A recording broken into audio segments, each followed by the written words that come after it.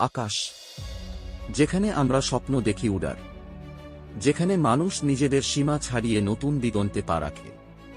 কিন্তু কখনো কখনো এই অসীম আকাশই বয়ে আনে ভয়ঙ্কর ট্র্যাজেডি। এক নিমেষে বদলে যায় হাজারো মানুষের জীবন, স্বপ্ন হয়ে যায় চুরমার। আজ আমরা কথা বলবো তেমনই এক মর্মান্তিক ঘটনা নিয়ে, যা স্তব্ধ করে দিয়েছে গোটা ভারত এবং বিশ্বের বহু মানুষকে। আমরা কথা বলবো আহমেদাবাদে ঘটে যাওয়া এয়ার ইন্ডিয়ার ফ্লাইট I-171 এর সেই অভিশপ্ত যাত্রা নিয়ে, যা শেষ হয়েছিল এক অকল্পনীয় ট্র্যাজেডিতে।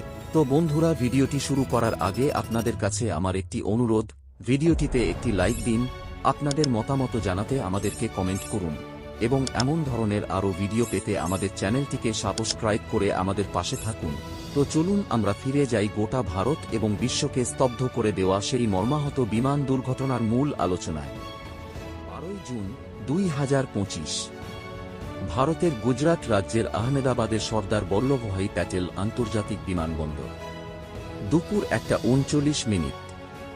লন্ডন গ্যাটউইকের উদ্দেশ্যে উড়ান দিতে প্রস্তুত এয়ার ইন্ডিয়ার বোয়িং 787 ড্রিমলাইনার ফ্লাইট নম্বর I-171। বিমানে তখন 241 জন যাত্রী ও ক্রু সদস্য। তাদের চোখে নতুন দেশের স্বপ্ন, প্রিয়জনের সাথে দেখা করার আনন্দ। কেউ হয়তো দীর্ঘ ছুটির প্রস্তুতি নিচ্ছিল, কেউ বা নতুন ব্যবসার আশায়। কিন্তু তাদের কেউই জানত না এই যাত্রা হবে তাদের শেষ যাত্রা। উড়ান শুরু হল। রানওয়ে ধরে বিমান দ্রুত গতিতে এগিয়ে চলল।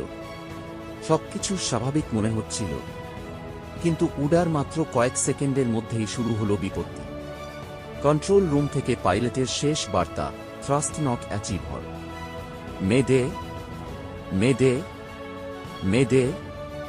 আর তারপরই ভয়াবহ নীরবতা। বিমানটি নিয়ন্ত্রণ হারিয়ে মেঘানীনগর এলাকার বিজে মেডিকেল কলেজের হোস্টেলের উপর আছড়ে পড়ে। বিমান দুর্ঘটনার শব্দে কেঁপে উঠল গোটা এলাকা। চোখের পলকে বদলে গেল সব। ধোঁয়া আর আগুনের লেলিহান শিখা গ্রাস করল আকাশ। চারপাশে শুধু হাহাকার আর আর্তনাদ। হোস্টেল বিল্ডিংয়ের যে অংশটি বিমানের ধাক্কায় ক্ষতিগ্রস্ত হয়, সেখানে অনেকেই ঘুমাচ্ছিলেন বা পড়াশোনা করছিলেন। তাদের অনেকেই আর ফিরে এলেন না। প্লেনের যাত্রীদের মধ্যে একজন ছাড়া আর কেউই বাঁচতে পারেননি। সেই একজনও গুরুতর আহত অবস্থায় হাসপাতালে মৃত্যুর সাথে পাঞ্জা লড়ছেন। এই ঘটনায় কেবল বিমানের যাত্রী বা কর্মীরাই নন, মাটিতে থাকা বহু নিরীহ মানুষেরও প্রাণহানি হয়েছে। মেডিকেল কলেজের ছাত্রছাত্রী, স্থানীয় বাসিন্দা, এমনকি গুজরাটের প্রাক্তন মুখ্যমন্ত্রী বিজয় রূপানীও এই দুর্ঘটনায় প্রাণ হারিয়েছেন। উদ্ধারকারী দল, স্থানীয় মানুষ, সকলেই দ্রুত সাহায্যের জন্য এগিয়ে এলেন। কিন্তু বীভৎস পরিস্থিতি এতটাই ভয়াবহ ছিল যে অনেক মৃতদেহ চেনা প্রায় অসম্ভব হয়ে পড়েছিল।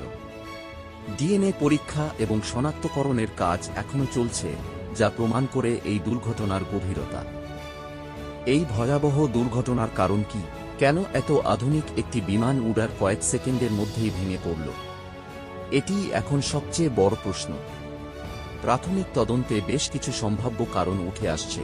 বিমানটি রানওয়ের প্রায় পুরোটাই ব্যবহার করেছিল উড়ার জন্য, যা সাধারণত ড্রিমলাইনারের মতো বড় বিমানের ক্ষেত্রে প্রয়োজন হয় না।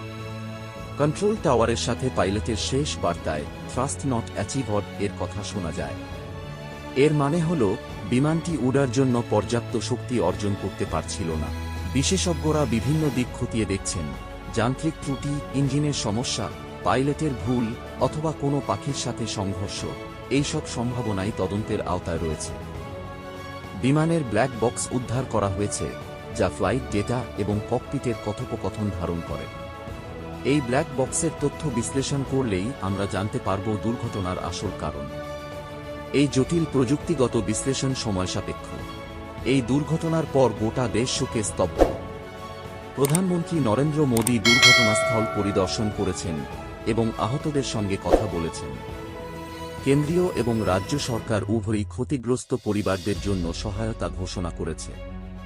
এয়ার ইন্ডিয়া এই ফ্লাইট নম্বরটি পরিবর্তন করে দিয়েছে, যাতে যাত্রীদের মনে কোনো নেতিবাচক প্রভাব না পড়ে। এই ধরনের ঘটনা বিমান শিল্পের জন্য একটি বড় ধাক্কা। এটি শুধু এয়ার ইন্ডিয়ার জন্য নয়, গোটা বিশ্বজুড়ে উড়ান সুরক্ষা নিয়ে নতুন করে প্রশ্ন তুলেছে। আহমেদাবাদের এই বিমান দুর্ঘটনা কেবল একটি দুর্ঘটনা নয়, এটি হাজারো পরিবারের জন্য এক দুঃস্বপ্ন। প্রতিটি মৃতদেহ, প্রতিটি ভাঙা স্বপ্ন আমাদের মনে করিয়ে দেয় জীবনের অনিশ্চয়তার কথা।